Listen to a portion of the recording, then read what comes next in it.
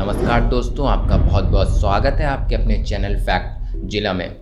दोस्तों, अगर हम आपसे एक प्रश्न पूछें कि वो क्या है जिसके लिए पूरी दुनिया में सबसे ज़्यादा लोग क्यूरियस रहते हैं, तो यकीन मानिए मेरी तरह आपका भी जवाब टाइम ट्रैवल ही होगा। जी हाँ, टाइम ट्रैवल के लिए हर एक शख्स क्यूरियस रहता है। पर टाइम ट्रैवल क्या संभव है और क्या हम सभी समय में आगे या पीछे जाकर यात्रा कर पाएंगे? ये एक बहुत बड़ा सवाल है। तो वहीं वैज्ञानिक टाइम ट्रैवल की अलग अलग थ्योरी देते आए हैं, जिसमें से कुछ वैज्ञानिकों का कहना है कि टाइम ट्रैवल के लिए हमें लाइट से भी ज़्यादा तेज गति चाहिए होगी, तभी हम टाइम ट्रैवल कर पाएंगे।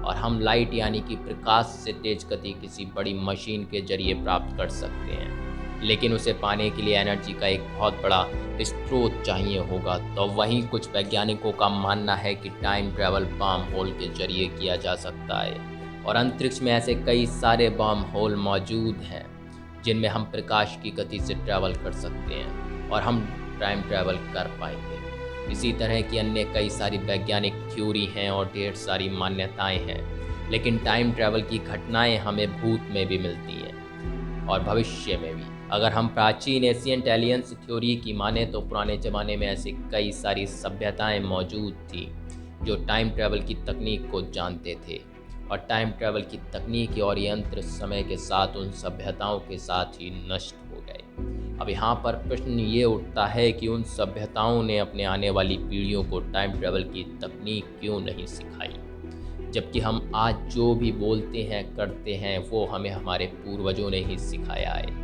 तो क्या वो चाहते थे कि टाइम ट्रैवल की तकनीक को एक राज ही रहने दिया जाए, जिससे कोई भी व्यक्ति टाइम में आगे या पीछे जाकर उससे छेड़खानी ना कर पाए, या फिर टाइम ट्रैवल के भी कोई दुष्प्रभाव थे? ऐसे ही बहुत सारे प्रश्न हैं जिनके उत्तर हमें आज भी नहीं मिल पाए हैं, अब वजह चाहे कोई भी रही हो। तो दोस्तों, आज की इस वीडियो में हम अपने भारत में ही मिले टाइम ट्रैवल के कुछ सबूतों के बारे में बात करने वाले हैं। चलिए दोस्तों, वीडियो शुरू करते हैं। वीडियो शुरू करने से पहले आपसे विनती है, अगर आप हमारे चैनल पर नए हैं तो हमारे चैनल को सब्सक्राइब जरूर कीजिएगा और बेल आइकन पर क्लिक करना ना भूलें। तो चलिए दोस्तों, वीडियो शुरू करते हैं। हमें भारत के ही एक एशियन टेम्पल में देखने को मिलता है, जिससे ये साबित हो जाएगा कि हमारे सनातन धर्म के पूर्वज टाइम ट्रैवल की तकनीक को जानते थे। जी हाँ, इस मंदिर में की गई नक्काशी में हमें टाइम ट्रैवल के कुछ सबूत मिलते हैं जिन्हें अभी तक एक्सप्लेन नहीं किया जा सका है, और इन नक्काशी के बारे में विस्तार से बताने के लिए हमारे पास ज़्यादा कुछ है भी नहीं। लेकिन फिर भी यहाँ पर एक प्रश्न तो उठता ही है, क्या सच में इस मंदिर को बनाने वाले ने समय की यात्रा की थी? इस मंदिर की कलाकृतियों को बनाने वाले की महज एक कल्पना थी जो इस मंदिर की दीवारों और छतों पर की गई है। तो क्या कनेक्शन है इस मंदिर का टाइम ट्रैवल से, और ये मंदिर कौन सा है? तो चलिए वीडियो शुरू करते हैं। तो दोस्तों, आज हम जिस मंदिर की कलाकृतियों की बात करने वाले हैं उस मंदिर का नाम है पंचवड़ स्वामी मंदिर। पंचवड़ स्वामी मंदिर 2000 साल पुराना मंदिर है, और ये मंदिर अन्य मंदिरों की तुलना में बिल्कुल अलग है, और इसकी वजह यहाँ की कलाकृतियाँ हैं।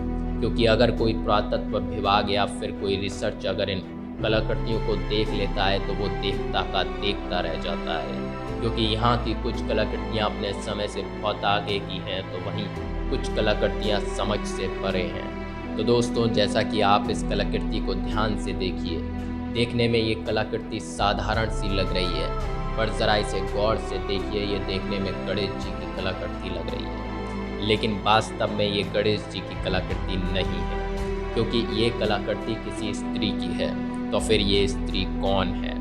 और हाँ, ज़रा गौर से नीचे की तरफ देखिए, इसके पंख भी हैं और इसके पैर भी काफ़ी अलग हैं। तो अब यहाँ पर सवाल ये उठता है कि ऐसा जीव कैसे एग्जिट कर सकता है, और इस आकृति को बनाने वाले ने बिना देखे इसे कैसे बनाया होगा, क्योंकि कलाकार अक्सर उन्हीं चीज़ों का निर्माण करता है जिसे वो देखता है। तो वहीं इस आकृति को देखने के बाद हमें मिस्र के स्प्रिंग्स की याद आ जाती है, क्योंकि इसका भी शरीर तो सिंह का है परंतु चेहरा किसी पुरुष का है। पर सवाल अभी भी वही बना हुआ है कि ऐसा जीव कहाँ एग्जिट करते थे?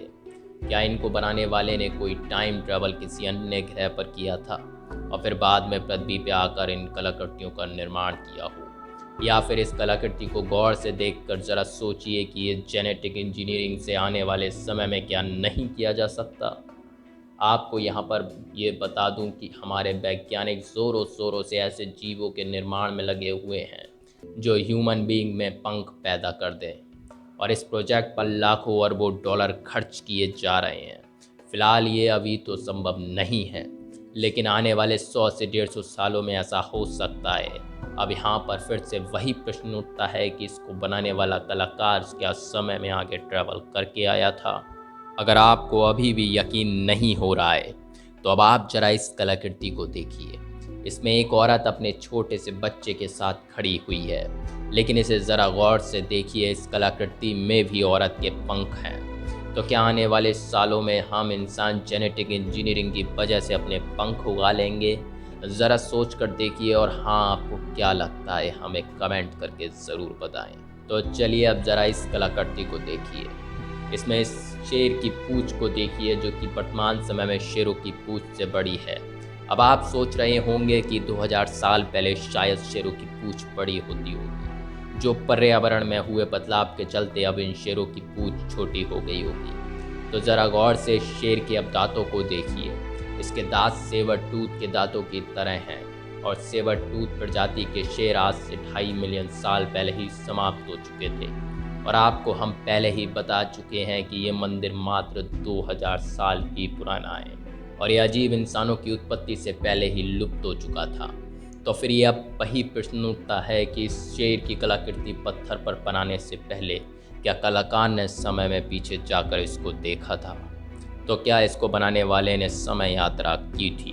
अगर आपको अभी भी यकीन नहीं होता हो तो ज़रा अब इस कलाकृति को देखिए। इस आकृति में ब्रह्मा जी खड़े हुए हैं और वो एक पेड़ को पकड़े हुए हैं।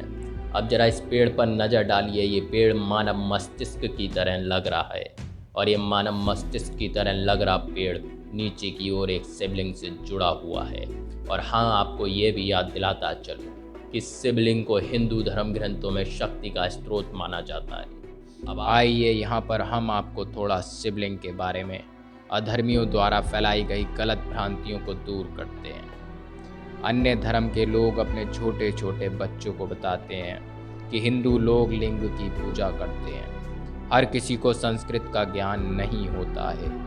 आइए इसका अर्थ जानें और भ्रम से बचें। चलिए मैं आपको बिल्कुल आसान शब्दों में समझाता हूँ। फीमेल यानी कि स्त्रीलिंग, मेल यानी कि पुरुष लिंग। यहाँ पर लिंग शब्द प्रतीक यानी चिन्ह के रूप में उपयोग किया जाता है। लिंग का अर्थ संस्कृत में चिन्ह, प्रतीक होता है।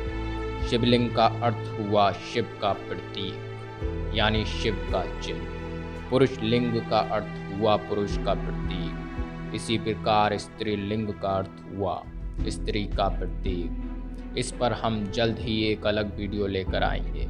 चलिए वापस चलते हैं आज के टॉपिक पर। अब आप जरा इसी आकृति में ब्रह्मा जी के इस हाथ की तरफ देखिए। ब्रह्मा जी के हाथ में ये वैगनुमा क्या है? क्या ये पावर बैंक है जो लिंगम की शक्ति को स्टोर कर रही है?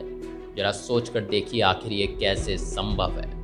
दोस्तों, आपको याद दिला दूं, हमने अपनी हनुमान चालीसा वाली वीडियो में आपको ये पहले ही बता दिया था कि उसमें धरती और सूर्य के बीच की दूरी का वर्णन किया गया है। अब आप जरा सोच कर देखिए कि 16वीं सदी में आखिर तुलसीदास जी को सूर्य से पृथ्वी की दूरी का ज्ञान कैसे हुआ। दोस्तों, यहाँ पर मैं आपको भगवत पुराण की एक कथा बता रहा हूँ। उस कथा के अनुसार एक राजा अपनी लड़की को लेकर ब्रह्मा जी के पास किसी दूसरे ग्रह पर जाता है और उनसे ये कहता है कि पृथ्वी पर कई तरह की समस्याएं चल रही हैं। तो इस पर ब्रह्मा जी हंसते हुए कहते हैं कि जितने टाइम में तुम हमारे पास पहुँचे हो उतने समय में पृथ्वी पर 116 मिलियन साल गुजर चुके होंगे। इस बात का जिक्र भगवत पुराण में किया गया है। तो अब जरा फिर से सोचिए, भगवत पुराण में टाइम ट्रैवल का जिक्र किया गया है, तो क्या इस मंदिर को बनाने वालों ने भी टाइम ट्रैवल किया था?